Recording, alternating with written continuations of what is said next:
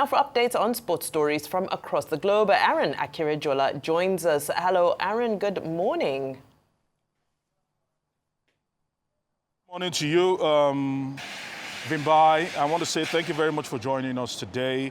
It is a very sad day. It is a very, very sad day in the world of sports because while we are trying to build, and good morning to you, Abi, by the way, while we're trying to build up to what should be a very crucial game between the Super Eagles of Nigeria and the Mediterranean Knights of Libya, we are having to mourn some of our colleagues who met mishap on their way to the game.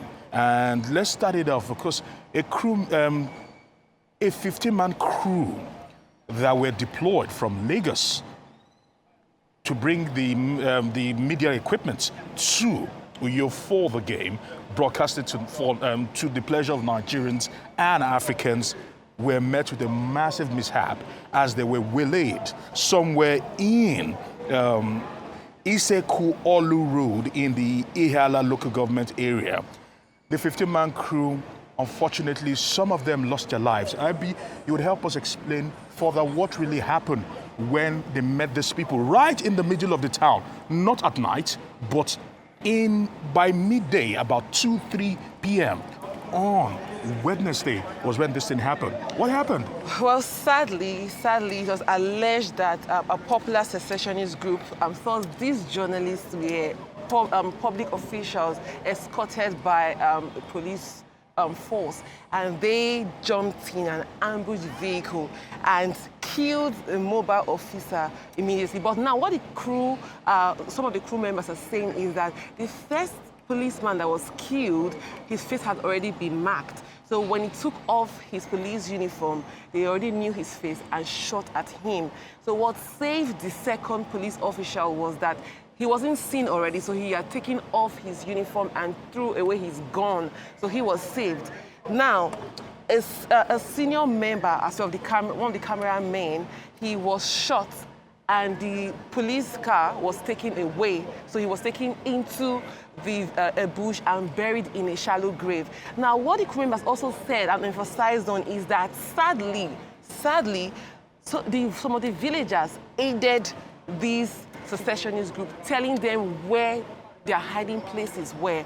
So one of the villagers that had the bravery to house some of them, his house was pointed at and it was demanded or ordered to bring out the people, if not his house would be burned. So they had to let injuries and death happen yesterday. All right, really, really sad. Well, very unfortunate incident there. To think that people, these were the DSTV crew guys, going to cover the match today, October 11, against Libya. Yeah. Being hijacked, attacked, and still missing by bandits. So it speaks to the crisis of insecurity in Nigeria. Nobody is safe. Not even reporters are safe. A very sad development. It's called, well, perhaps occupational hazard, made worse by the fact that we live in a country where, as we have said repeatedly on this table, may Nigeria not happen to anybody.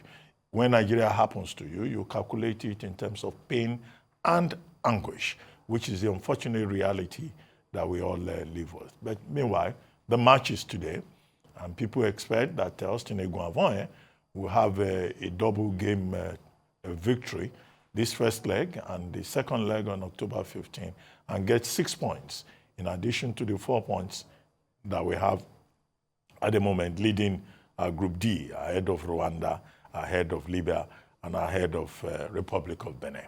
But nothing short of victory will satisfy Nigerians. I mean, I just want to express my condolences to the family of that journalist that lost his life, and I just hope others are safe. And I also want to thank the security forces, for responding. I said there's been a joint effort to be able to rescue them. And also I commiserate with the family of those police officers that lost their life, that was shot.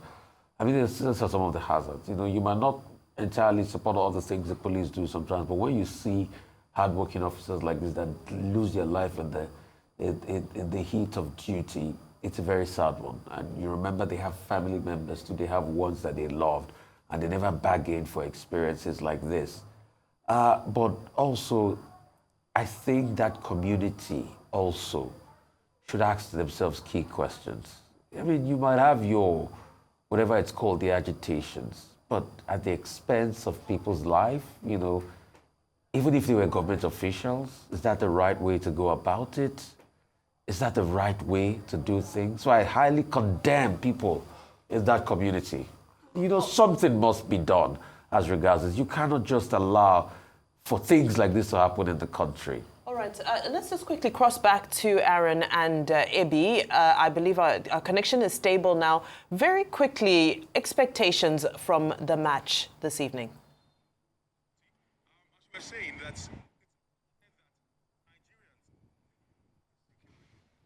All right. Well, it seems that the challenges are persisting. Of course, we reiterate our condolences.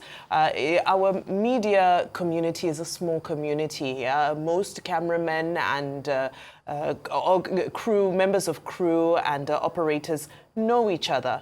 So this is very devastating to us who work in this industry because we're just 1 degree away from each other.